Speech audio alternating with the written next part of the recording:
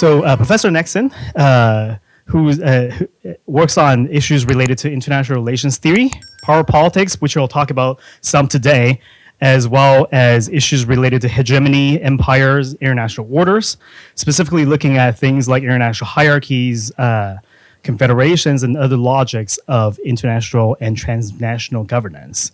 And his first book, The Struggle for Power in Early Modern Europe, won the Best Book Award from the International Studies Association, International Studies Section, International Security Studies Section, ISSS, in 2010. And his second book, co-authored with Alex Cooley, Exit from Hegemony, The Unraveling of the American Global Order, looks at the contentious politics of international order.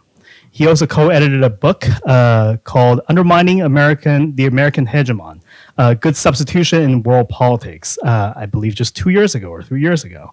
And most importantly, another tidbit, I don't know if I'm going to get fired by Notre Dame for saying this and encouraging alcohol consumption, but he also has a podcast on whiskey and international relations theory. It's on Apple and Spotify, it turns out. So for those of you who are interested in issues related to international relations theory, please don't cheat on the midterm, but that would be a wonderful resource to check out if you're interested in the topic. So without further ado, I'm going to turn it over to Professor Nexon, but I'm going to steal Mike's line, which is to say that please offer Professor Nexon a warm Notre Dame welcome. Thank you for joining us. Thank you all so much for having me and for also bearing with me while I present a skeleton of this book for the first time ever in a book that's really in very drafty shape. So this is very much a kind of early work in progress, although it's actually been around for a long time, which I'll talk about in a second. So the title of my talk is roughly the working title of the book, which is The Dynamics of Power Politics Towards a Framework for Analysis.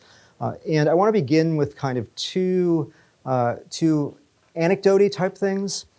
So this is a quotation from, I'm not sure I'm going to pronounce his last name correctly, but Harry Gideon's from an article from 1934 on the United States and the gold standard, in which he argued that at the end of the day, you can examine monetary politics through rational efficiency assumptions or for thinking that people are primarily in terms of economic logics, but at the end of the day, monetary policy, he argued, was primarily an instrument of power politics, by which he meant a situation in which countries, he's talking about states mainly, compete over influence or power itself, access to instruments of power or the nature of instruments of power. Now, Gideon's is actually a kind of, have you ever heard of him before? He was a not unwell-known academic, and his history kind of, I think, I don't have time to go through the whole stories, but he kind of not only believed that power politics was like this, he practiced it. So there's a story about when he was the president of, I'm not blanking on whether, it's in my notes, but I don't have access to my notes. It was Fordham or CUNY or something like that. He became the president of that university, and he started firing people kind of willy-nilly, intervening in tenure processes, often on political grounds. And the student newspaper wrote a story about this activity that was fairly critical. He responded by suspending the members of the student newspaper, then locking them out of the student newspaper building, the offices, and denying them access to the newspaper. And then, when they set up an independent press to continue to make the newspaper outside of school grounds, he dismissed a bunch of them. It turned out later on that he was cooperating with the FBI to look for communist infiltrators and communist sympathizers, and his whole career is kind of like that. So, I think what his insight was perhaps about power politics is not only just that it is omnipresent in international affairs, something that many people in this room would argue, but also it's something that any individual can practice. You can do power politics in the home, the office, et cetera, and it remains fundamentally similar, a point I will get back to in a second. The second is a story that you're familiar with because I bet a bunch of speakers have used it either as an anecdote or it's been the focus, which is the story about the outbreak of the Ukraine war. Now, I don't mean the 2022 Ukraine war, I mean the 2014 Russian invasion of Ukraine. Now, you probably kind of know the basic outlines of the story, but which is that the European Union was negotiating an association agreement with Ukraine, and Putin put pressure on Yanukovych to not sign it because he was afraid that joining the European Union would mean Ukraine would be leaving Russian orbit. It would compromise Ukraine ever joining his Eurasian Economic Union, a sort of pale shadow imitator of rival of the EU. And so he put a lot of pressure on Yanukovych, both in the form of economic slowdowns to hurt the economy and to hurt Yanukovych particularly in his political standing, but also offered a bunch of inducements. Yanukovych agreed to ditch the agreement. That led to the Euromaidan protests, leading to a series of incidents that wound up with Yanukovych fleeing the country and a pro-Western government coming in, as opposed to one that was more interested in kind of balancing off the two sides. Now, the reason I tell the story is something that I think is fairly interesting, which is that if you look at what was going on, or the way that three major parties involved in this, other than the Ukrainians, engaged, that is the EU and the United States and the Russian Federation, you see some things that I think are kind of important about power politics. So the first thing is, of course, that the EU begins with this association agreement. Now, the association agreement, I think if you think about it for a second, is clearly an important power political instrument. Right? It's clearly something that expands the sphere of influence of the European Union, expands ultimately, potentially, the territories of the European Union. So it's conquest, if you will, by peaceful means, or expansion, as you will, by peaceful means. But the Europeans don't think about it that way, and EU officials don't think about it that way. They talk about normative power Europe, and think about the EU as primarily a benign and benevolent actor. So before COVID, when I was doing research with a colleague on what was supposed to be a paper, which is yet to be written, on the outbreak of this conflict, we went and interviewed a bunch of European Union officials, including some people who were involved in various ways in negotiations with Ukraine. What was interesting about it was that they sort of brought us in, and this is all Chatham House rules, so I'm not going to name names, and I'm going to only loosely paraphrase, but they said, look, we had no idea that Russia was going to freak out, like none whatsoever. We met with them once every couple of weeks, and they seemed okay. And then they sort of reflected, and they said, well, maybe we should have figured out they were going to freak out because they had just forced Armenia to pull out of our association negotiations not long before. But why would they do that anyway? I mean, the European Union's good for them. It would be good for Russia to have Ukraine in the EU because it would expand their access to markets, it would help their development, et cetera, et cetera.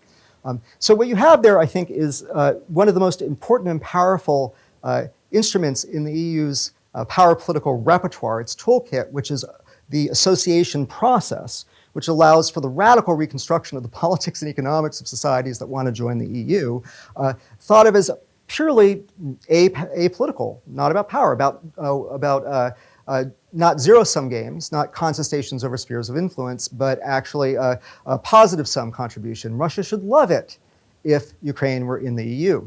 Now, Russia's response is also kind of classic Russia. So they begin with carrots and sticks. This is what actually most states do, right? When they want to get their way, is they make threats of some kind, or they impose some low-level punishment, and they also offer inducements. Part of what Russia did was they slowed traffic across the Ukrainian border, which was possible because A, they border Ukraine, and B, was important because they're an incredibly important trade partner for Ukraine. And so that had real effects on constituencies of the Yanukovych administration and was real pressure. Yanukovych went to the United States, Europe, asked for a bailout from them. They basically refused to do another IMF loan without conditions. So he went the Russian route and capitulated to Putin's demands, thinking he didn't have really much of a choice because if he accepted the IMF conditionality demands, that would be game over, as it were.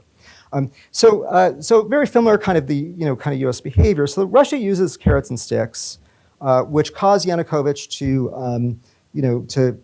to pull out of negotiations, thus sparking the Euromaidan movement that topples him. As this process happens, the U.S. does something very typical that it does in sort of has done and does in many countries in the former Soviet Union and before that European, which they started to engage in transition management. They're like, well, they're having a crisis, we're on the ground, we know all the players, we should help them, we should talk to them. And then you wind up getting leaked tapes where it sounds like Victoria Nuland is talking about installing a puppet in the Ukrainian government, which is also, by the way, a thing that all states do, but the Russians are particularly fond of. So you have sort of this very standard operating procedure, transition management. The US doesn't actually think about this, I think is terribly controversial. There's a tendency in the United States whenever there's something that looks like a democratic revolution to kind of cheer it on for a bit, and then sometimes it pulls back when the power political implications become clear, as for example happened in the Middle East during the Arab Spring. But nonetheless, a kind of sort of standard operating procedure, the US using its influence to shape the government in a way that it primarily thought was kind of for everybody's benefit, but not consulting with the Russians at all. So the Russians respond with like some of the most classic things in the Russian power political arsenal, right? So what people have come to call hybrid warfare, the little green men, right? All these plausibly deniable Russian military soldiers coming out and taking over Crimea, backing a separatist movement with very little local support in a couple of regions in order to create, in essence, a frozen conflict in Ukraine. Now, if you know anything about not just Russian behavior towards this near abroad, but also before that Soviet and before that Tsarist Russia, the creation and management of territorial conflicts among subordinate polities in the periphery, whether they're part of the empire formally or whether they're independent, as a tool for managing them is something that various iterations of Russia have done for a very, very long time. That's why Nagorno-Karabakh existed the way it did. And in fact, if Russia had not been distracted by Ukraine, they might have intervened more stridently to keep that lever in place or do something about that. That's what they did with Georgia and Abkhazia and South Ossetia and elsewhere. That's what they do with Transnistria. Right? It's you create a kind of permanent non-war civil war or low-level civil war as a way of influencing the government. So it's a very standard operating procedure. They just implement it in Ukraine. They also implement the kind of rigged referendums that they've become known for. And so it's very much kind of out of their playbook. The US response is actually also out of the US playbook, right? The US, what does it do? It speeds up the rotation of fighter units. It sends EWACS capability to the border. It does things to signal that it is to put the Russians on notice, and particularly to try to signal, and some people were afraid in the very early days that this could presage an invasion of the Baltics, signal that the US is going to defend the Baltic states. Then, having accomplished that, the US and the EU do what they always do, military aid, that's not unusual, but they start implementing sanctions. Because that's what the US does now when it is upset about something, it slaps sanctions on. Very sort of standard thing. Now, the net effect of that, in part, is to generate much more interest in the Russian Federation and the Kremlin to meddling in the US election. Because they think Clinton's going to be harder line. They don't like the sanctions. They'd like to get rid of them. The Trump people are making noises about doing a deal. So they engage in information operations, very classic stuff that the Soviet Union and Russia have done for a very long time. They do it in a medium which is a little different, right? Which is the internet, same basic thing. And they do it to intervene in Western elections to weaken the coalitions that oppose them, right? Same way they intervene to help Brexit, something that would weaken the EU and weaken Britain. So these are very, and as the conflict then unfolds, Russia starts doing things that are really puzzling from a strategic perspective. They start like invading Swedish territorial waters and buzzing Swedish and Finnish airspace, doing nuclear exercises where they target Sweden. And you think, well, why this? They start doing the job of the hardliners in the US for them, of starting to convince these countries that maybe they should be in NATO after all. But moreover, I think the Russians, I don't have any special insight, but my sense is that the Russians understood themselves as enacting a very typical script. When you're unhappy, you're showing your power political presence, you do these sorts of things, because the US has just been doing this to you, right? And that's kind of quid pro quo is what you had in the Cold War, right? But for the European Unions who are living in normative power Europe, this is incredibly alarming, right? It looks like completely atavistic behavior. So what I'm trying to say is that you have a story here, by and large, of three major actors using their go-to standard tools in their power political toolkit to try to shape the outcome in a strategically important country. And as they do so, actually, the interesting thing I think about this story is that they do so in ways that don't really mesh with each other very well. Like they're playing different power political games. The EU doesn't even think it's playing one. Even though the association poses an existential threat to Russian ambitions to reunite the Russian Empire de facto, if not de jure, and to bring all the Slavs together under the great Slav leadership. So this, I think, is part of what we're kind of trying to get at, is that the study of power politics is not just about questions about, is a particular tool efficacious? It's really important to know whether military power is more efficacious than sanctions, for example. But how actually do states practice power politics, and how do those practices change over time? And what are the underlying logics behind them? So this project started is a long-term, slow burn book.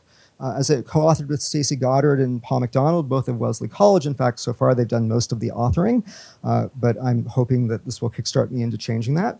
And it's based on an article that Stacey and I wrote for the inaugural issue of the Journal of Global Security Studies called The Dynamics of Global Power Politics, a framework for analysis. The only difference being it has global because it is the Journal of Global Security Studies and they wanted it in there. They want us to talk about global. And there we make a bunch of, we sort of lay out some of the key wagers of the volume. But so nominally we've been working on this for years, but as you can see from this first draft, it's very drafty, right? We've gone through a lot of like completely different versions. We've gone back and forth on the scope of the book. So that sort of explains the shape it's in, and I do appreciate your being willing to go through it, to talk to me about it and pick holes in it. So the key wagers of the project are that power politics is similar to what sociologists and comparativists call contentious politics. So the big insight of the contentious politics movement, which was spearheaded by Chuck Tilley and Sid Tarrow and Doug McAdam, was that there were all these things in sociology, like social movements, revolutions, civil wars, that were being studied in separate silos, but they were actually fundamentally the same phenomena, right? Just across a spectrum, sometimes more violent, sometimes less violent, sometimes involving larger crowds, sometimes involving smaller crowds. And so that rather than continue to study this stuff separately with totally different theories and different kinds of approaches, they should at least make an effort to bring people together around the object of analysis rather than a theoretical school about social movements per se, or a theoretical school about civil wars. And we think power politics is the same way. We think power politics is something that we all study, but we study it with different theories, we study it in different ways, and we don't always realize we're studying power politics when we study it. And so it too should be treated as an object of analysis in its own right, and not, I'm sorry friends, as a special domain or territory of realism.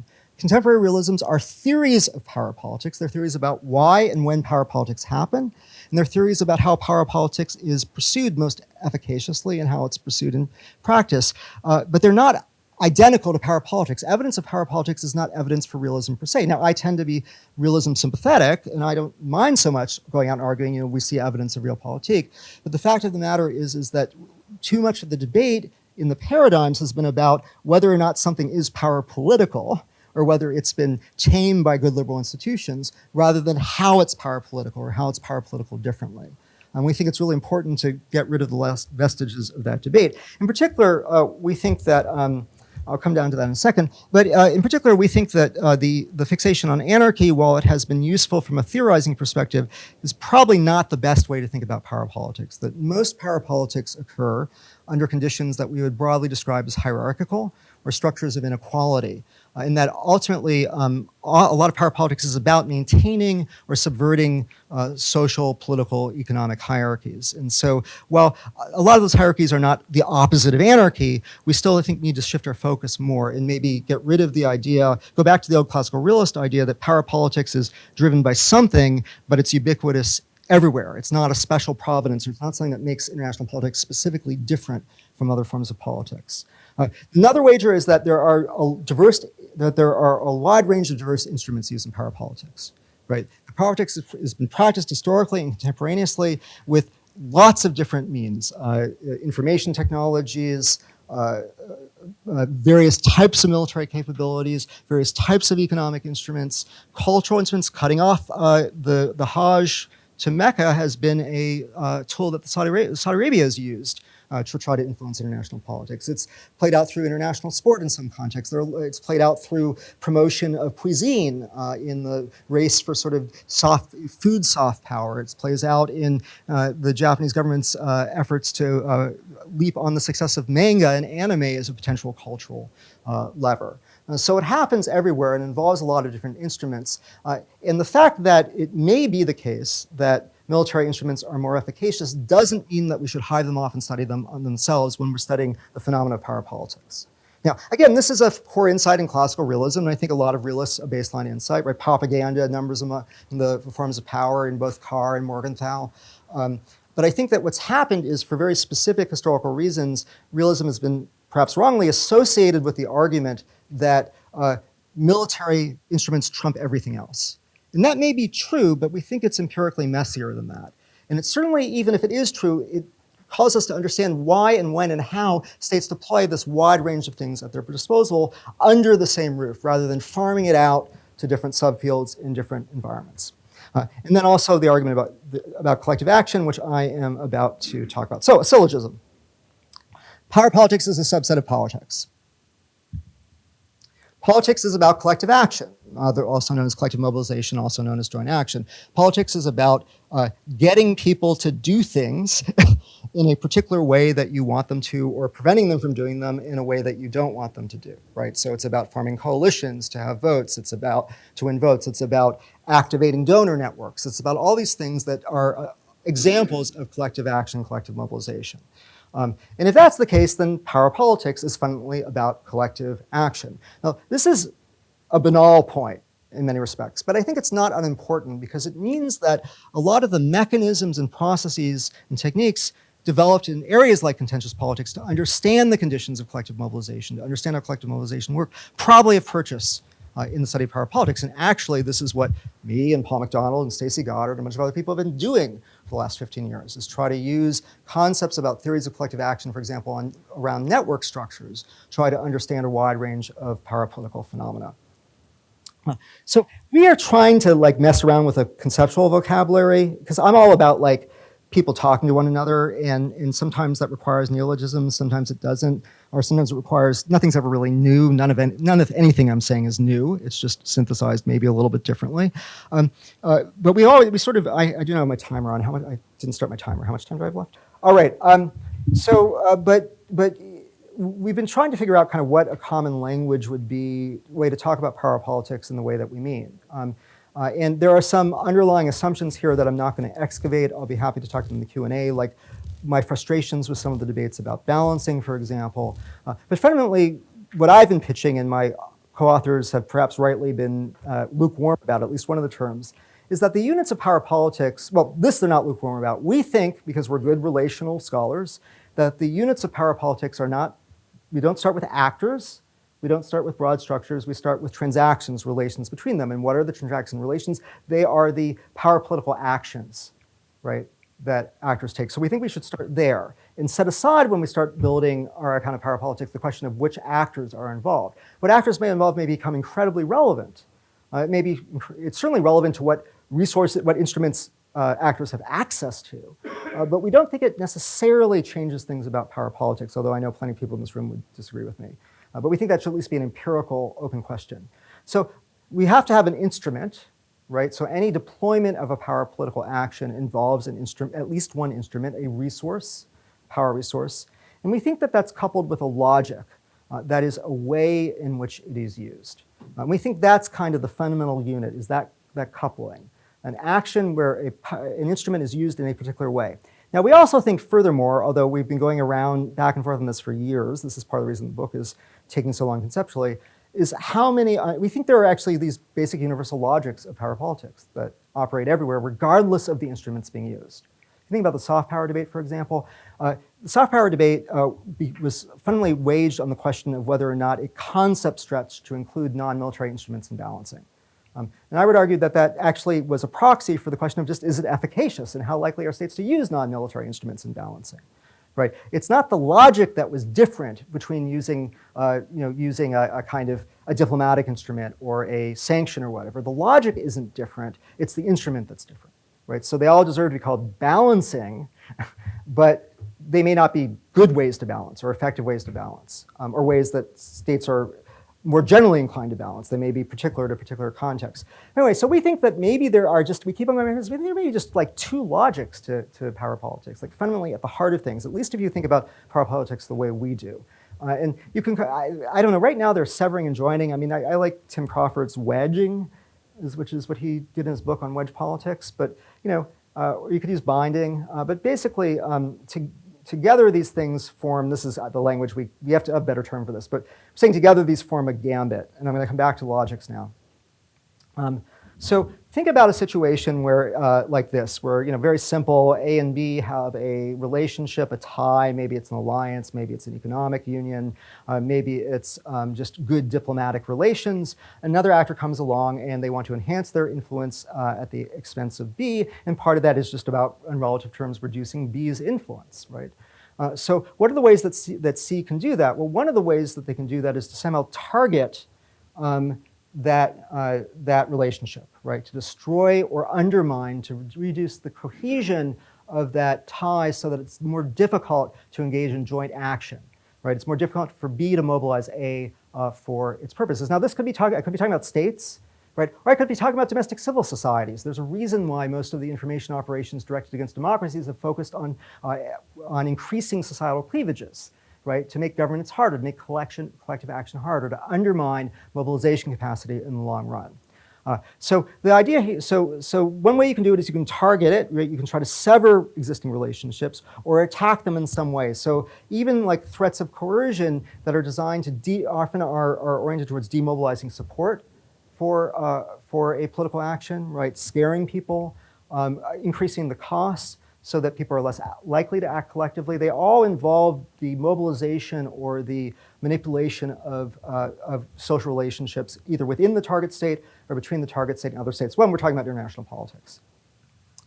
Another thing that you can do, right, or that anyone can do, this is like Mean Girls territory, for example, is form your own tie, right? So you can create a relationship a relationship, sign alliance, sign treaties, attempts to build influence in that country, recognizing that that may produce reciprocal influence or various forms of asymmetric interdependence, if you will.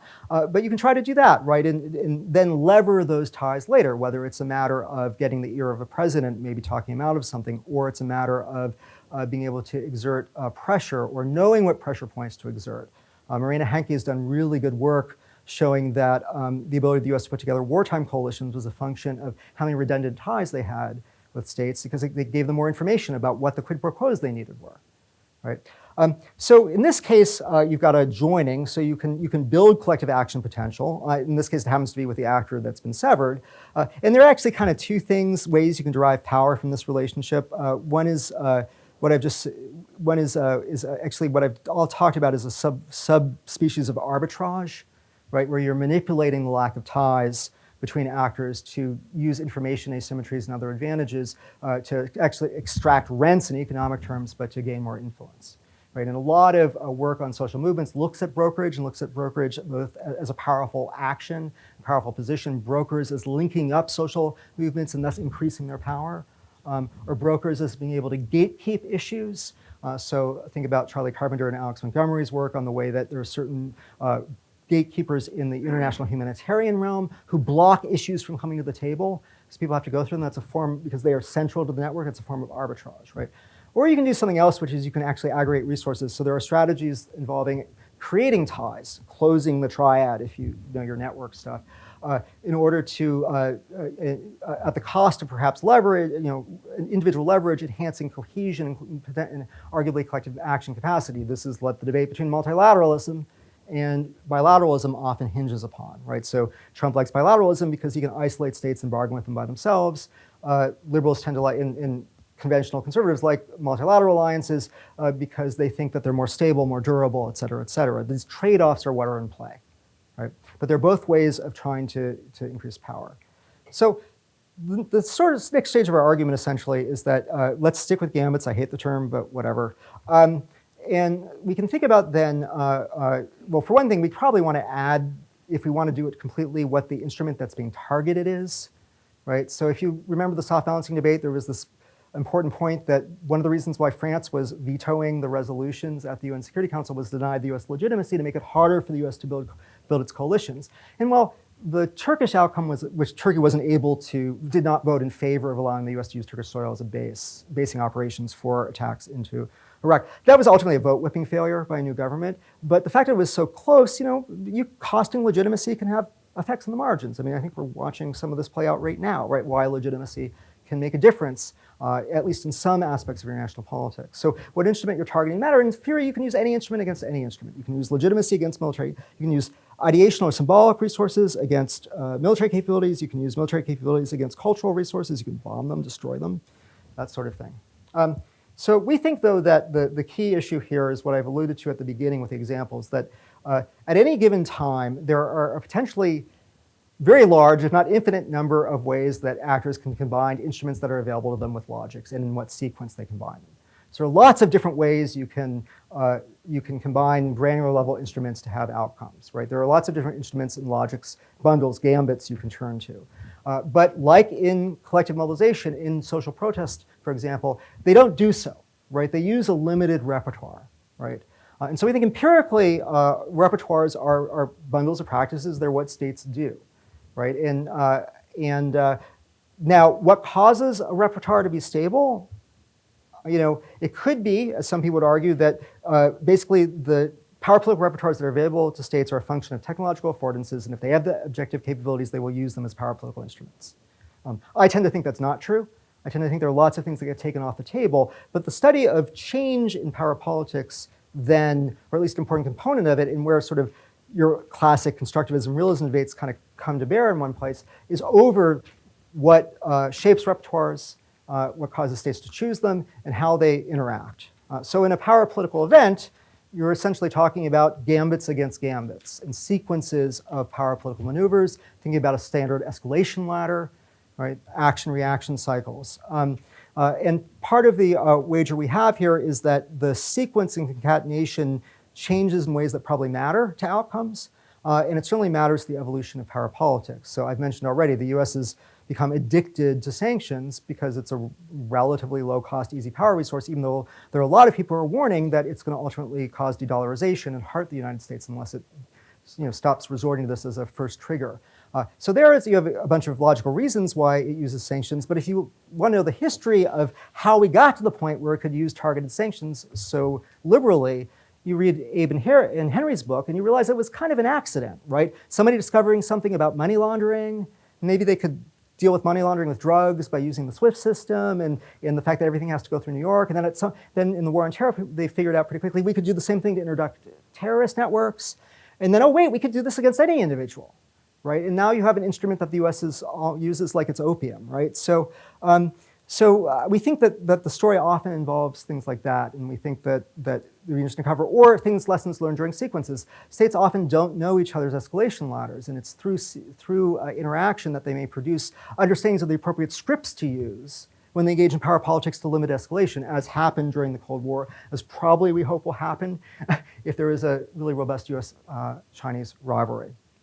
So I think that's everything I've got here. Yeah, that's kind of where I wanted to end. I've already talked a little bit longer than I intended to. There's some anticlimactic stuff I could say, but I'm just interested in what you think of this general arguments. Again, it's synthetic. We are not claiming to be inventing the wheel. We're claiming to be reinventing it. But we think maybe it's worth doing. So thanks.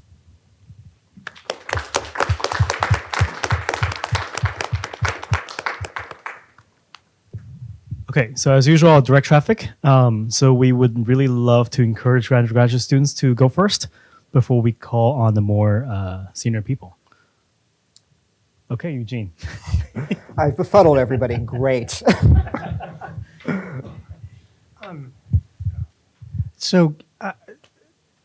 Dan, thanks. It's sort of interesting. It's not how I think, as you said a number of times. Mm-hmm. But can you just tell me what are non-power politics? Because you keep talking about, hey, we want to know what power politics are. Well, what are you distinguishing this from? Like, just help me understand. That's a really great question. It's one that's bedeviled us. Because, I mean, as any good person who's into real politics knows, when you start seeing power political holes, nails, you start reaching for hammers. I don't know. I've miffed that metaphor. but there's a tendency often when you read Machiavelli to start seeing power politics everywhere. In our view, which is a little bit in tension, arguably, but I think Stacy and Paul can argue their way out of that. Is that we think that power politics is not about the intrinsic activity per se, it's about the views of what's happening by at least one of the participants. So we think that power politics obtains when actors believe or reasonably believe or are in an intersubjective consensus, if you want to use that terminology, that they are competing over power itself, right? That to some degree, the competition for influence is what is at stake. Or that they are engaged in activity which is designed, at least in part, to enhance their influence. Because any activity can have power political implications. Like anything you do affects the distribution of power, resources, all those things that kind of matter, right? Anything you do can change the balance of influence in your interpersonal group, let alone among states. So if you know the European security literature primarily on securitization, we think we're kind of in that family, which is to say the argument there is that they don't, depending on who you are, but the strong version of the argument is there's no such thing as an objective security threat. Security threats are made, usually by a speech act. I mean, there's a whole bunch of stuff there. But fundamentally, the idea is that the decision to securitize something has implications, right? So it's like Schmidt plus Foucault plus some other people. The classic example is the war on drugs. There's no reason why the drug trade should be securitized, but once you declare a war on drugs, once you treat it as a security threat, certain logics, they argue, follow, like that you can start suspending rights because you're facing an existential crisis, like that you can use the military readily to take on drugs, and you can militarize some element of policing that might not have been militarized before. Classic argument is whether after 9/11, if a different president might have not framed 9/11 as a war, right, as a move in a war, but had framed it as a policing issue. We're going to get those no good culprits who aren't even worth describing in political terms. Would things have been different? I don't know, but certainly we know that the decision to go to war on terror had profound geopolitical implications and profoundly shaped international, or actually did more damage to the liberal order than any other state, probably, in the last 20 years, was US practices during the war on terror. So in those practices, like suspending the rules for extraordinary rendition, other things, those are classic things that securitization theorists talk about. So we think probably we're in that domain when we talk about power politics. Whether power politics is a distinct thing from securitization, or whether there's something like there's something called power politicalization that doesn't run off the tongue very well. But there is a process whereby actors can come to see what they're doing as being about power politics or not see what they're doing and transform the same interactions into power political ones. And if you think about it, like you probably have people in your life that you hate because they treat everything as a competition for influence when you just want to hang out. Right? That this actually happens at various levels. You can have office gossip, which is not political, but till somebody transforms it into politics, right? Uses it, weaponizes it, if you will. And this is what, again, Henry and Abe are arguing about interdependence, is it has to be deliberately treated as a power political instrument, even though all of the underlying things about the structure of the internet have huge power political implications. It's that weaponization, that decision to use it for power political ends that's transformative in that respect. And that's, I think, where we are. Hi, thank you for the talk. On your point about viewing things as power politics or not until it is, could you speak a little bit about the growth of NATO and how it fits into your argument? You did mention at the beginning the push towards some of these countries towards NATO as a reaction towards Russian activities. How do you view the growth of NATO from the 90s and beyond up to the point of that conflict? Is it something unintentional or benevolent like the growth of the EU association agreement or the US transition management, or was this a separate entity with aims of power on its own? So that is a really good question, and I am not an expert on inter-NATO politics, so any answer I give is going to be worth a little bit, but not much. But I think it's an important question, and it's one that obviously touches on some things I've been talking about. I don't really know why NATO expanded, right? I know that there were people who advocated it because they were worried about Russian revanchism. I know that one of the big arguments circulating was the fear of a quote-unquote security vacuum in Eastern Europe, and there was discussion about Praetorian regimes, right? These weak, unstable quasi-democracies they had lots of border conflicts. There are lots of Hungarians in Romania, for example, and there was a Greater Hungary once upon a time. And so people said, well, maybe we need to lock them down in the security architecture to do that. We're talking about first wave expansion primarily here. There is an argument that NATO basically was an organization wanted to survive. A lot of people had a vested interest in surviving. It's a useful tool for the United States for collectively mobilizing certain resources for its ends. So the US didn't really particularly want it to go away either. And so that NATO went around looking for a new mission, and eventually by the mid-90s was like, okay, we're a democracy club, right?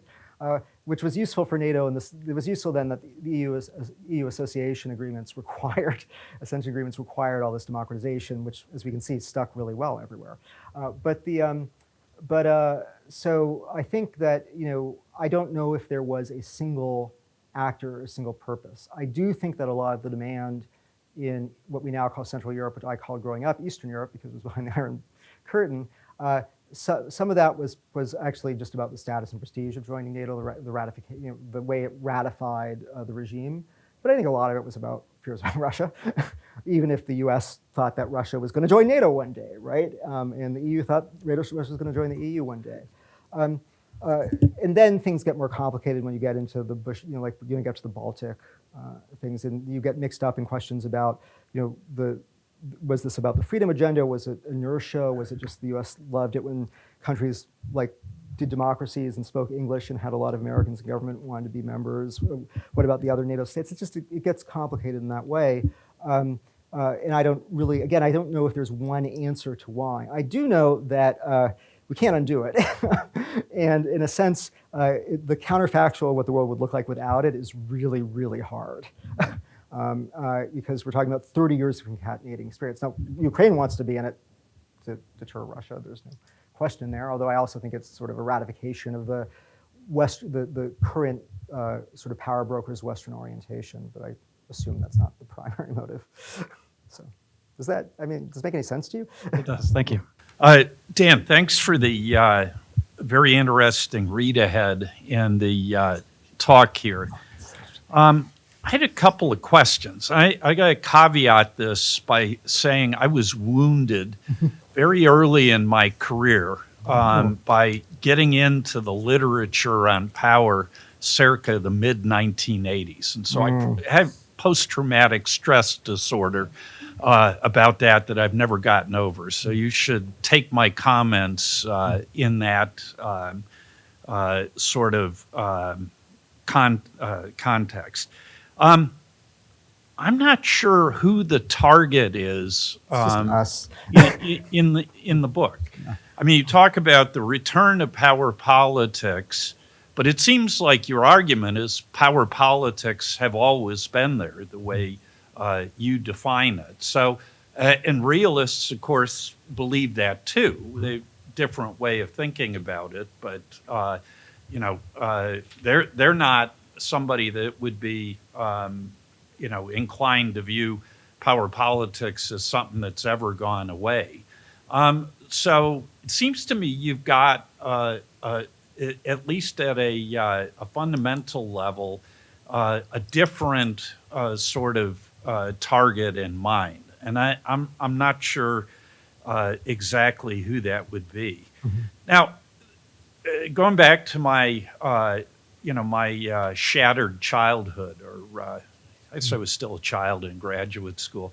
So I read, Dahl's famous 1957 piece, and he defined power as the ability of A to get B to do something they didn't otherwise want to be. And I thought, as sort of a starting point, that made good sense. But then I got into the sociological literature, the famous Bacharach and Barrett's piece. And that's when I almost had a nervous breakdown, because it didn't refine Dahl. It made Dahl's argument incomprehensible. I couldn't figure out exactly what power was all about. And I think in thinking about the way that you're presenting it in the paper, that brought back, bad nightmares, sweaty palms, panic attacks, sort of the whole 9 yards. And I think the root of it is you're thinking about power as an end. And I don't get that. I mean, isn't power, going back to Dahl, all about a means of influence? And a means of influence, I think, that's bounded in a subset of social interactions that are zero-sum, and that you have to use coercion to get somebody to, to do what you want them to do.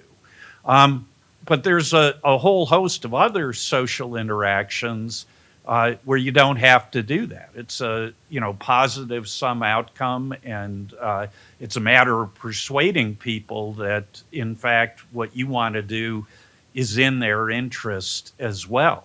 So in a way, the paper seems to have, at least to my taste, an overly capacious definition of the scope of what it's looking at. And it's at some points in the paper, you acknowledge that we're really in the realm, more of conflictual or zero-sum interactions. But there are other places, where you describe power as being, the sum and substance of all social interaction. And that, it seems to me, is using power in a way, and particularly treating it as an end, that I'm having trouble getting my head around. So I'm still back in 1957 in that and so many other things. But can you help me out of that? Yeah, those are awesome questions, and honestly, there are things that we've spent a lot of time not resolving. But let me. So we spent an enormous amount of time worrying about how do we define power, and here's my answer: we don't, because we're not studying power. We're studying power politics. Now, power politics. It's not. People assume that you need to have a definition of power to understand power politics as a practice. Right? You don't actually. I don't think that power is all about instruments. Right? I'm in that murky. I'm persuaded by some of that murky sociological stuff, or at least basically. But that's fine, right? Because that kind of analysis can come in if you're doing power analysis, right? In this context. So, let's say that we have an explanation. We could have an explanation, for example, for the creation of look at the nuclear revolution, right? That's clearly a kind of change in repertoire around the practices of power politics, right? If you believe it was a thing, which my co-authors, who are the ones who know something about it, believe it was a thing. I'm agnostic, but I trust them. And there you have a case where you could explain that through all sorts of power analysis, Foucauldian epistemic power knowledge analysis. You could explain why that solidified based on organizational analysis of power, sort of circuits of power. You could use good old Dow, and you could talk about certain people being in the right, having influence and influencing people, getting people to adopt their language, et cetera, et cetera. You could talk about Schelling, lobbying people to adopt his view later on, right? In trying to in getting the fact that in the kind of power you get from getting the ear of Stanley Kubrick, right? That sort of thing. And so, yeah, because that's a longer conversation. But fundamentally, we always show Dr. Strangelove as if it's a good example of the logic of deterrence, but actually, it's better to see it as Schelling convincing people and of his beliefs about the logics of deterrence, right? So worth thinking. Anyway, so we could tell all these different stories, and that's how when power starts to become important. For us, the practice of power politics is a practice which is about competing with instruments over influence, right? And so, yeah, a lot of my critical things are that's age-eccentric, and we're yeah, because that's how the practice of power politics works. It is age-eccentric. It tends to be state-centric, in fact, but that doesn't mean that reality is state-centric or that power works that way. We should best, as analysts, understand power that way. Does that make sense? I guess, Yeah. Dan, how would I know? Oh, but that's the second part of your question, right? Yeah, okay. So, Is everything power politics? yeah. So, Which is an interesting argument, but so it seems sort of. everything is potentially power politics, but many, many, many things are not, right? Because if you think about, okay, so interactions, relations with others, among organizations, among states, among people, right? They follow certain kinds of scripts, right? That are sometimes what kind of relationship, what is the nature of the relationship? So, and sometimes the scripts are made up, right? They're masks for other things, which is the Machiavellian position. But oftentimes, I think, they're genuine. So you might think about, there being certain ways that you norms, rules, whatever you call them, certain ways that you behave. Somebody's your friend, certain ways you treat them, certain ways you interact with them, right? There are certain ways that you treat or interact people if they're a romantic interest, right? There are certain notions we have about what the kind of relationship we're in with some other, and what that means. The reason I'm telling this story is if you think about something like Marxist arguments, and this isn't my argument, I just love the example. If you think about something like Marxist arguments about the spread of essentially commodification, right? What that argument is an argument that says what capitalism does is it transforms all these other relationships that have other bases into commodity relationships. So you start thinking of yourself as a product to sell to a dating partner, that sort of thing. That's what we mean by commodification of interpersonal relations. Now, they could be commodified or decommodified, right? In the sense like you can have any kind of cultural code for what that relationship should look like and how you should behave in it. So power politics is like that. Power politics is a way of looking at relations with others, where you look at them primarily in terms of means, right? And means to a struggle over influence, either with them or with other people or other actors. And yeah, there's going to be always some long-term goal. But what we see, and this is where Morgenthau was right, you see that often in power political situations, the logic of the ends becomes the struggle for influence itself, right? And so let me maybe give another example that maybe makes what we have in mind legible. So, so I wrote this paper with this really terrific academic who's one of my former students, but I can't claim credit for him. I wasn't on his committee, Paul Musgrave, on sort of the Moon Project, right, as a kind of status competition. And what actually, so essentially, once once the Soviets are having these firsts in space, like they first manned, or in culminating in Gagarin's orbit of being the first to orbit the Earth, right? And the Americans are busily trying to index space power, right? You can read their efforts to try to come up with indexes to figure out who's ahead in the competition. And they keep on saying, well, we're ahead in all these areas. There are a couple we're behind, and we're ahead in most of them, but nobody knows that because we don't have like this big visible first that we can point to, right? So Kennedy winds up basically agreeing to do this, pushing this moon thing, which is incredibly expensive, which nobody thinks has any positive some benefits in terms of economic or other spin-offs that couldn't be achieved elsewhere. He does it because he thinks that they have to compete with the Soviets and have to show that the US is can do a big thing first if they're going to influence the alignment of the new nations, right, decolonizing states. They're worried about NATO countries where they're seeing polling data that people think the Soviet Union's the route to the future, all this kind of stuff. I mean, it sounds like nonsense in retrospect, right? But the point I'm making here is that what we're seeing there is we're seeing the attachment of space. First of all, the technology field to the field of power political competition. Technology becomes a means and medium where power political competition is played out, and people think about it as a power political issue. That gets attached to the science and to the space field, where people start seeing the space field as indication of leadership in science and technology, and so that becomes a power political issue of competition.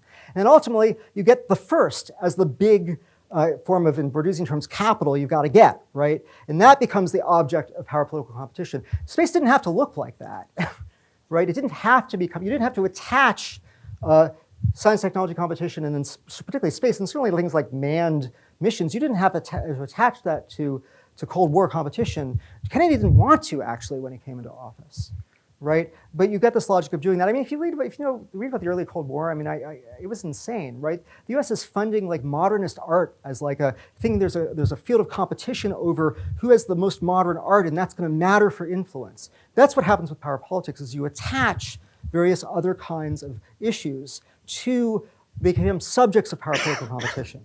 So they're like, when we talk about like what's wrong with great power competition, GPC, critics like me say the problem is that you basically are, when we say it's a new Cold War, what we mean is that the way you're approaching this is going to collapse every field of international activity into something where the stakes are about relative influence with China, which is going to have a huge distorting effect and a dangerous effect on US policy.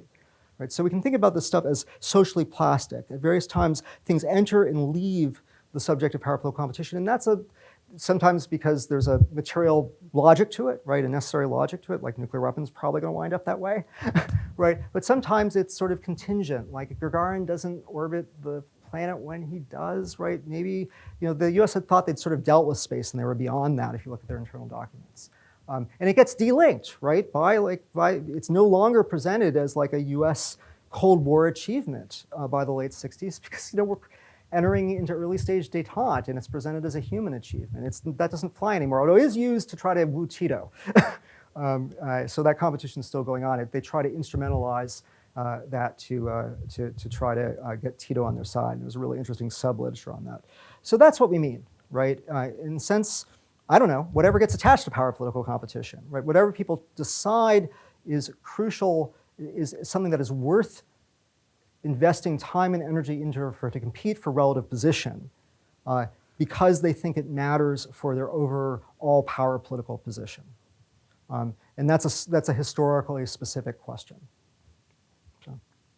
So how do you know when it's power politics and when it's something else? Yes, I mean, the same way we know other things. If it's historical, we look at archives, we look at the way that people are talking about it, we look at discourse, we look at newspaper articles, we look at all the evidence we bring to bear to figure out those sorts of things. If it's contemporary period, I think, whether it's about power politics, I mean, some things, they could be, for some people they are and for some people there aren't. But I think if we probably watch right now, we've watched certain arenas become sites of power political competition. I think we know that, right? So think about like the US, think about, for example, the US reaction to the Belt and Road Initiative, right? Where it's doing things that have a legitimate development purpose, et cetera, but it's doing them because it thinks it needs to compete in that area, right? And people are very explicit about this. They talk about this often. So, do I know if somebody's playing a secret, if somebody's the secret Hitler of power politics, maybe you never know, right? Does anybody get that reference? Okay. But maybe you don't know, right? And if you're Machiavelli, maybe you think that that's all everything's ever about ultimately. But to me, again, this is an issue where that's what scholarship's about, and that's what analysis is about. But I think I think that should be much more a part of the conversation about power political competition than it currently is. Those kinds of things than they currently are. Kevin, you had a two-finger. Do you still want to jump in? I've been giving very long answers. I'm sorry. Yeah, I mean, I had the same confusion that Eugene had, that Mike had regarding, how do we know what's power politics versus what's not power politics? But you clarified at the end, right? Like, especially with this example of, funding modern art, right? Where it's like modernist art, where it's like, whoa, now it's a thing that we need to care about. So, I mean, that's useful, but I guess if you start from that basis, then it feels like you're sort of talking past people that say, it's the return of power politics because, if people are saying it's the return of power politics, like I get from your framework, everything is power politics, so that comment makes no sense. But if we're saying that, great power competition leads to the power politicization of everything, well, now we're talking about intensities. And so like if everything is becoming power political because competition's everywhere, it's a return of some sort. And so I guess how to do this. So there are three authors, and Stacy and Paul have done enormous, brilliant work, and I haven't contributed that much directly. Although it turns out that a bunch of my text was repurposed on the chapters, which made me feel at least I contributed something, like deliberately, right? Because I'd written on this before in various places. But I don't know if that's the best way to begin the book. I think that the idea is to hook into like this current debate, but I think that maybe there are ways of talking about that maybe don't emphasize the return or this debate about whether it ever went away. I mean, I think that's true, but it didn't necessarily never go away because everything is power politics. It never went away because you can actually go and look and find things that are pretty clearly power political competition and perceived that way. I mean, Africa is an interesting place where you have Western great powers, very specifically competing with one another for influence during the height of the unipolar era, for example. So I think that we want to hook into that, but I think that maybe I agree. I think maybe great power competition or something like that might be a better way to hook into it, to say that everybody is talking about sort of the end of unipolarity, meaning the onset of this intense great power competition where it's going to be a Cold War style power politics, and then how do we make sense of that, or something might be a better way. I don't know if you have ideas. So. Okay, I'm gonna go to the virtual space. We have a question over Zoom from Fritz. So Dr. Nexon, in your paper, you cite the Tilly definition of repertoires, a set of routines that are learned, shared, and acted out through a relatively deliberate process of choice. So how would social media fit into all of that? Is it too diffuse and uncontrollable to share, act out, and choose as a standard element of a repertoire? Might authoritarian regimes be better at using these instruments than chaotic democracies in their political repertoires? And so this is maybe relevant to some of the discussions you have on information operations. So that's a great point and a great question, and I don't think I disagree with any of the thrust. The part about how does social media fit in? I mean, I don't think social media is a medium, right? I don't. Social media fits in to the extent that the technology affords certain kinds of activities and doesn't afford others, different than in ways that are distinctive from, say, mass communication in the interwar period, revolutionized communications, and probably gave us also extremist ideological movements when it came around, right? So there are affordances with social media that are specific to the technology, but also the way the technology is developed, the regulatory environment, the particular design of these things that didn't have to be that way, but are. I think that from what I can tell, a lot of what actors who are using social media as a power play, have made social media part of their repertoire. What they're usually doing is doing things that are fairly conventional strategies being done in a social media environment. So this exacerbate the cleavages strategy. That's ancient, right? I mean, I don't know. I'm sure it's ancient. I certainly was reading about it when I was studying early modern Europe, right? If you think about things like disinformation, that's been part of the arsenal forever, right? So what you have is you have a new medium, and that's where you get into things like, are there things about the medium that change what it enables and constrains for different kinds of people, right? Or different kinds of actors. And so, yeah, there's the whole sharp power literature that argues that democracies are uniquely vulnerable because they have to have open, because they prize open information environments, they don't allow censorship, although your mileage may vary depending on what democracy you're in terms of censorship. And so authoritarian states can close their media environments, or if you're Russia, you're a kleptocratic authoritarian regime that's perfectly happy to use these techniques domestically, in fact, where a lot of them are pioneered in their social media variant, in order to shut down mobilization, because you just got to keep everybody confused and thinking everybody's corrupt, and that, et cetera, to kind of make it work. So I think there's a lot of validity to that. I think that one of the big problems we have here is actually, depending on how you look at it, this could be a feature or a bug, right? This is a situation where I'm going to call it a problem because of my politics, and I want to be clear about that, right? And that not everybody would agree with me. Is that I think that there are various political interests in the United States, not sinister, right, who are actually probably a more important vector for some of the same information, some of the same kinds of strategies, right, the same kinds of packets of discourse, the same kind of memes, who are very strong, who view it as very important to their efforts to achieve what they want to achieve, whether it's get their people elected to House of Representatives, Senate, and presidency, or local school boards, or whether it's to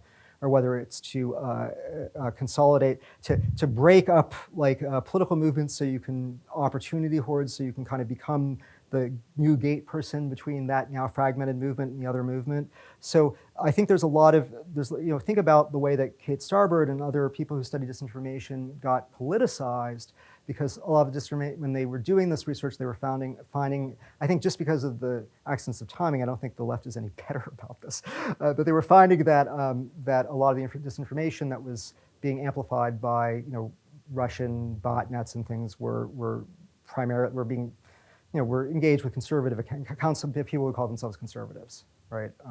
But I've seen this happen on the left, particularly around Ukraine, and it just is what it is, right? So I think you're right. I don't know whether that's a systematic disadvantage or we're playing a kind of arms race. Back in the early days of the internet, we thought, everybody's like, this is going to be emancipatory and it's going to cause democracy. And Dan Dresner early on talked about a kind of arms race between internet freedom advocates and their tactics and authoritarian regimes. And authoritarian regimes won. And maybe that should never have been in doubt. But we don't, this could go in different directions. We don't know who's going to win. We don't know what new, we don't know if, one of the things that we might see is social media fragmentation to the point where these strategies become all micro-targeting, which can be effective, but is different, right, for example. Anyway, that is a non-answer, but to say it's a really good point. It's an open question, but this is a really good example of how you can get a new medium that causes adaptation and the redeployment of larger logic, but these are primarily all about, I think, division or creating coalitions, ultimately, is what's going on here. Pedro. Hi, thank you for the text and the lecture. I had a good time reading the text. My reaction was similar to some of the reactions that you got so far, especially Mike's, where I was wondering who the foil is and which positions exactly are you taking, because when I read the definition of the central element of power politics, my reaction was, okay, this is a zero-sum game. This is a realist argument.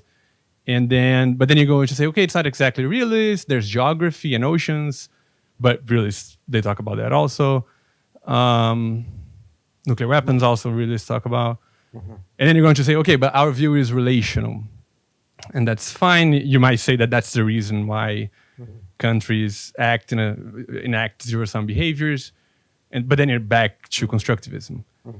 Or you might say, okay, both realism and constructivism are kind of useful. We should try to incorporate both, which is fine too, but it's not what you claim to be doing. So my question is, it was not clear to me how all of these pieces fit together and what exactly is novel about your definitions or arguments, because again, I sensed kind of a realist take with some flavor of constructivism at the end of the day, and I wasn't sure if that's what you were going for, or So that's thanks again for the. Yeah, this is a great point, and it's honestly it's an issue for us because when we got the contract. We had reviewers who didn't want us to talk at all about the paradigms because, who talks about the paradigms anymore?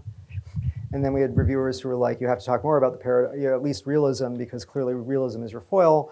And that's true to some degree. I mean, I do think that there's a lot of frustration with certain debates as they develop within realism.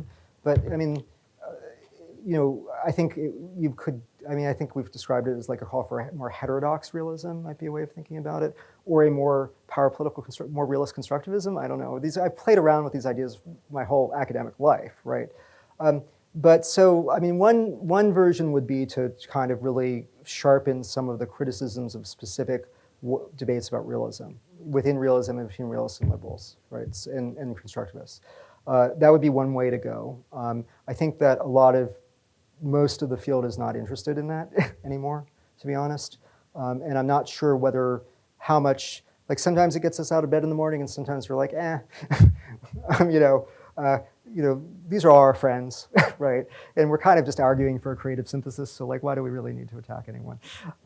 So these are kind of non-answers, but I think there is a real tension here. So and I think that part of this is that some of those sections probably need to be incorporated in the introduction. So I do think that one of the mistakes we've made, and I could blame realism, but I think it's actually more general, right, is that we've conflated instruments with tactics, right? And this is where I referenced that old balancing debate, right? Balancing is a tactic, right? It has no necessary connection to any instrument logically. Right, and so I think that a lot of our conceptual vocabulary around things like alignment and alliance behavior is stuff that actually says we are hiving off a set of instruments and studying them by themselves as this kind of behavior, as if it's not the same behavior with other instruments. And I think that's actually a problem because it doesn't allow us to see the broader picture, but it doesn't allow us to test certain propositions. It also doesn't allow us to sort of look at sort of interesting variation in the conditions that make things more or less effective. For example, if we're only focusing, we're just going to like draw a line around building up military capabilities or forming military alliances, for example. So things like there are some sort of sharper points that I know that Stacy and Paul have specific things that kind of I think are their motivation, but this really for me comes out of this engagement with the balancing literature and my sense that this could be a more productive discussion. There's also like I mean I think also there is a way in which but then there's debates. Like what I really want to do, sort of part of it, we're torn between impulses. I want to actually write something that's more like a textbook on power politics. Like it's just sort of like, here's a conceptual vocabulary, here's some things to look at, here's how to understand it. And I'm not really, sometimes we think maybe should be more in that direction, which means a really different modality of writing, even though you want to write something that's accessible, right? It's a very different way of writing in terms of what assumptions you make about background knowledge. Sometimes we want to write a programmatic statement that's just useful for us and our students and for people who have been using our Journal of Global Security Studies article. I think that fundamentally, this is probably for us, right? In the sense that this is what we've been doing for a while and how we've been trying to grope towards thinking about how we fit in. But that, of course, doesn't interest you.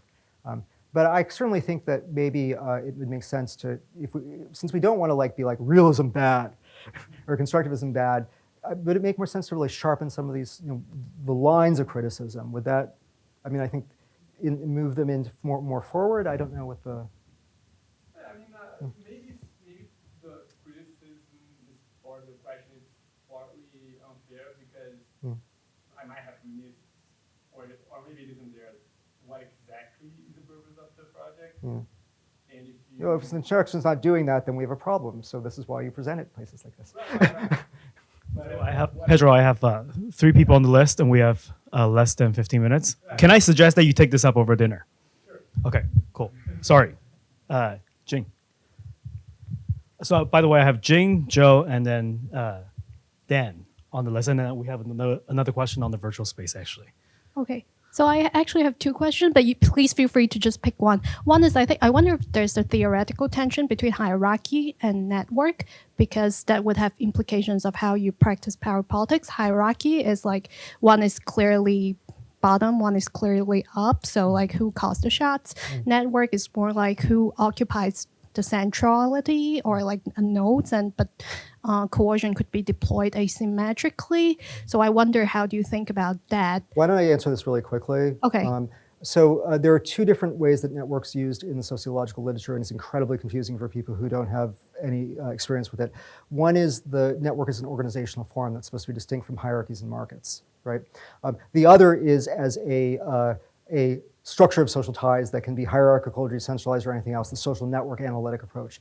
We're in the second. The chapter on networks actually brings I wrote a bunch about this when I had to write this grand strategy, networks and grand strategy piece for the Oxford Handbook, because I was like, oh my God, most of the grand strategy work's actually about the other type of network. But yeah, so no, networks can be hierarchical in the way we're using them. And in fact, I think that use of network is kind of a minority position now. Okay. Got it. Yeah. And if I may, the second question is, what's the methodological implications of your book? So say your new book with colleagues gain a large following among grad students, how would we actually go about studying it? So at some level, I think we're agnostic about like big methodological issues. Like I don't really care whether you use statistics or qualitative methods or discourse analysis, right? I think what we would tell you though is that one of the most fruitful areas for understanding how power political competition is working in a particular arena would be to look at the underlying social structure, the social relational structure, and be able to figure out what kinds of dynamics and dispositions that produces, and then how actors are either operating within it or trying to activate it or trying to break it. Now we have a whole other section of the book on, which is really just straight up channeling Tilly some more, which is on moving at thinking about identity less as just categories, but politics of boundary activation. So we would, if you want to do identity this way, you shouldn't just think about like identity as a role that makes you do something. You should think about identity as a part of identity is deployed as part of a process of rearranging social relations, and a lot of the kind of power political implications happen that way. We're basically telling you to look at transactional patterns. We're telling you to look at, we're telling you to also think about, like, again, your unit of analysis starting with the transactional patterns and the kinds of power politics that are being practiced, and remaining agnostic about how the actors are affecting that. So you start there, and that should also be the basis for comparison, right? So we're saying that it's not a problem per se to compare power politics in what appear to be radically different situations. If you see similar mechanisms or you find similar regularities, you can look for regularities there, for example, if that's your cup of tea. So there are a bunch of implications like that, and I think you're right, we probably need to be very careful at specifying more of those in an ex-ante way, right, up front. Joe. We get Martin first. Okay, cool. All right. So this is from Martin. So you argue convincingly that power politics doesn't really go away, even though the U.S. thought they did. How important are intentions to your understanding of power politics? It makes a good story, right? I don't know. Like, I mean, this is my story, and I'm sticking with it. So, I would say that I think saying things like, I do it this way. We all use this language. It's in the book. We should think about it. Saying things like the U.S. didn't think it was practicing power politics. That's not exactly true, right? The U.S. There were definitely actors within the U.S. and definitely presidents who were engaged in power activity they would have recognized as being power political. They just didn't think of it in terms of like great power competition all the time, although there's some of that even like in the economic front, like, there's interesting stuff going on there. But I think that what I would say is that the dominant narratives in the United States presented its activity, true to Carr and Machiavelli and all those others, as being just for the greater good. And I think there were people who genuinely believed that, even if they were sort of engaged in power political activity around like mobilizing to bomb Kosovo or whatever, they still had this sort of fundamental notion that what they were doing, I don't know, I have to ask them. I mean, unfortunately, Madeleine Albright's dead, so I can't ask her specifically about this. But I do think that that there's the narrative about what was going on, and there's what was actually going on. And I think but I would say that there's clearly been a sea change in paradigm shift and a change in attitudes with the coming of the GPC narrative, where people are thinking about competition in a way that they just weren't at one point. And I'm sure that has political effects. We've already seen the political effects that it has. So I would say it's more variable. It's more like along a continuum. I don't know, I'm looking at the camera now. It's along a continuum. It depends on who you ask. But our view is like, that's great. Like, maybe that's an important question is like, are there effects and important ones in power politics if not everybody thinks they're playing? Right? Does that just mean people are getting played for suckers? Instead of either just saying everything's a mask for power politics, or saying, well, that everything, that power politics only exists in a very very limited topography. Joe. Thanks, Dan. Love the ambition. I love that you love theory. I can't wish this project nice enough things. I want to underscore what people said about the scope and limits of your argument and the villains, blah, blah, blah. But I want to do that not just backwards, but also forwards. So 2 points I have is, one, I'm sure you guys will do this, but you got to be a little bit clear about what isn't your dependent variable and what falls outside, because this looks like a grand unified theory of power politics, but then is this going to do astrophysics too? But what I really want to get you to talk about, and hopefully the undergrads can learn from you, is more about repertoires, right? So to me, like, repertoires are these bundles of things. You have bundles of things interacting with bundles of things, which makes it really hard to talk about how they're selected and how they interact. And this is a theory of fields, right? You have some sort of resolution of vectors, at least in people's minds, what they're going for. And so clearly there's some bargaining or negotiation going on, however you want to describe it, but I don't know how you would talk about what central tendencies are under these conditions.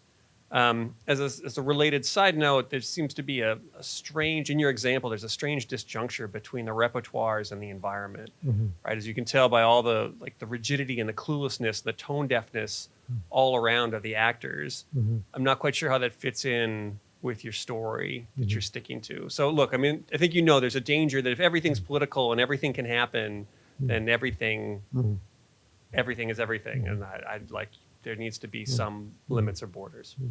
Those are awesome points. I mean, this is really, I want to thank everybody. This is great feedback. Really helpful as we think about how to bend and twist and manage this project. So, I mean, power politics isn't our dependent variable, right? It's our subject matter. So right now, did I send you the TOC? I probably forgot to send you the table of contents. So right now, the way that the current version has it is that we have about half of the book is devoted to sort of conceptual discussion. The latter half is a series of examples of applying this to various kinds of contexts. And there, you start getting to the realm of things like middle range theory, right? So, if I want to explain, I don't know, if I want to explain, would be a good example. There's nothing. I can go back to old work, but I think that would be uninteresting. But I mean, I could, but think about the things that I've done work on why the Protestant Reformation caused a political crisis, and that's suddenly anchored in arguments about networks and the structure of networks and how they interact with one another, right? And it's an argument about the way that those become. That non-state actors essentially become really crucial to power politics in a way that we don't often think of them as. If you look at sort of like Stacy's work trying to explain variation revisionism with respect to network positionality, right? That's a network story. The dependent variable isn't power politics. The dependent variable is revisionism, right? The paper that I was thinking about presenting but just wasn't ready is a paper about competition between Mussolini and Hitler for leadership of international fascism in the early 30s, right? And the dependent variable there is twofold. It's like, why did they compete in the first place, right? And B, why did Mussolini manage to compete for as long as he did, given that by all material indications, Nazi Germany looked like a much better, more attractive model than Italy, right? And the answer has to do with, it's a Bordeusian argument about sort of symbolic power in the field of fascism and Mussolini's stature as the founder of fascism, and then also the specific kind of splits that were happening within the fascist movement and the way they mapped on to disagreements between Nazism and other forms of fascism. So, these are all different dependent variables. They're all approached through relational toolkits and some of the kinds of things that we're talking about in power politics. I sort of tried to, I'm sorry I didn't do a very good job of it. I was trying to tell the story of the paper that motivated the original grant proposal that got the grant that produced this thing that's now, all the rules are in, but this is like the last part of it. Which is this paper that argues that we can best explain, and this is from Repertoires, if we really want to understand why things go so sideways in Ukraine, it's precisely because you have, and I did mention this, you have different sets of tools or gambits or whatever. You have different repertoires, different styles of power politics with different instruments, sometimes the same, some of them overlap, some of them are different, at play in this crisis in a way where I think it made it very difficult for actors involved to necessarily understand the signals they were sending because it's again, as you say, misrecognition, right? I think that the Russians defaulted to a set of strategies that they've always used that makes sense. They have a rationality. Russia always kind of defaults to the same thing. That's like, Ivor Neumann and Vincent Pouliot have written about this. It sort of always seems to be back to the same thing, which is sort of classic great power politics and claims of prerogatives, right? And the US plays that game very differently. In fact, during the reset, one of the things that became apparent very early was that part of what the ultimate conflict between Russia and the United States were very different understandings of what great powers did, like what it meant to be a great power, what the perquisites and the responsibilities were. So those different repertoires in this context, I think, they didn't have a terrible outcome, right? They had a bad outcome and an even worse one down the road. Could have been much worse, right? You could have had an inadvertent war. But they certainly, Russia behaved in ways that look pathological if you think about like how they're influencing neutral parties, but I think it makes sense when you understand their particular sort of go-to standard operating procedure. Does that help at all? I mean, yeah. But anyway, so repertoires are basically, so in the contentious politics literature, repertoires are sets of commonly available scripts and performances that are associated, in that case, with contentious politics. And it's called contentious politics because in not protest studies, is one of the central insights, and Chuck wrote about this in one of his sort of proof of concept papers, is that mass protests are a novel development. People did not engage in political contention claims making through mass protests until the 19th century, at least in the way we understand it. So he chronicles how the repertoire of protest changed, going back to the colonial period, where the standard the repertoire involved, what he calls repertoire. He liked repertoire because of jazz and was into jazz, but involved having a big picnic where you had satirical plays and you burned people in effigy, right? And that was kind of what you did. And it wasn't marching down the street with signs doing that thing. And that the process of getting there involved bootstrapping and borrowing from different kinds of organizations and movements. And so the idea here is that there is improvisation all the time. And that improvisation, so you have go-to tools, you have instruments, but the way that they play out, there's often improvisation. I mean, we could talk about the example of how the US improvised in the Georgia conflict that I don't think made a lot of difference, but it's a sort of interesting way of trying to influence that outcome, which involved sending a military ship with civilian supplies, right? But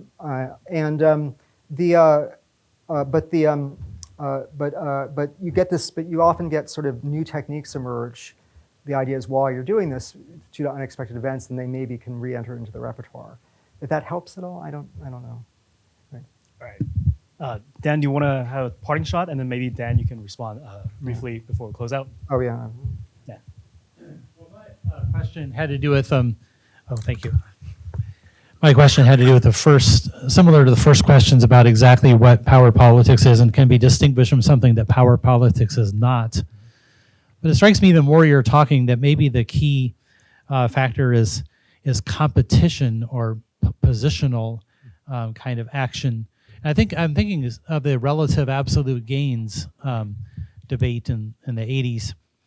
But the image that I have is imagine a hospital. This is a great hospital where all the workers are dedicated only to the common good of providing health care. But then the kind of competition takes over where the cancer ward and the heart ward and so forth are all competing for their share of the budget, right? And so people are starting to say, well, this place is getting really political. Then things get even more so that all they care about is no longer the provision of health care, but just my share versus their share. That would be power political, right? Now, if you looked at it that way, you would have a basis for distinguishing realms of activity that are not power political versus those that are. And but one thing about this is it would be impossible to make the distinction without respect to people's ends, because the baseline was a condition where people just wanted the common good of the hospital, defined as providing health care and so forth. But only with respect to a basis of ends would you be able to start distinguishing realms of behavior that are power political from those that are not. I mean, so what do you think of that? I think it's great. It's funny because that's one of those things where it's like, yeah, of course, it's positional competition, but we don't really talk about that, which is my fault because I'm the guy who's supposed to bring the field theory and positional analysis in that way in, and I haven't done that yet. But yeah, I think that's right. I think that we're talking about jockeying for position within a particular social context or a social field, if you will. Although I do think that there is international politics, a distinct field of power politics that is actually a defined arena of social activity, if you will. So that makes things a little bit different than some of these examples. But yeah, I think it's great. Yeah, I think it's the positional, it's the zero-sum aspect. It's the idea that, and it's because it's the idea that the competition for influence becomes endogenized into whatever your goal attainment is, right? Your desire, to the point where, from, again, to invoke classical realists, even if you have other goals, it's indistinguishable. Your behavior is indistinguishable from just seeking power. So I think it's great. Thank you. That helps. I think we can work with that. First of all, please join me in thanking Professor Nexon for joining us today. And I just want to give you a quick preview of what's going to happen next. Later in April, we're going to have Alexander Downs from GW, who will be talking about foreign imposed regime changes as the next installment of the NDISC seminar. So look for announcements for that. And thanks to everyone for showing up.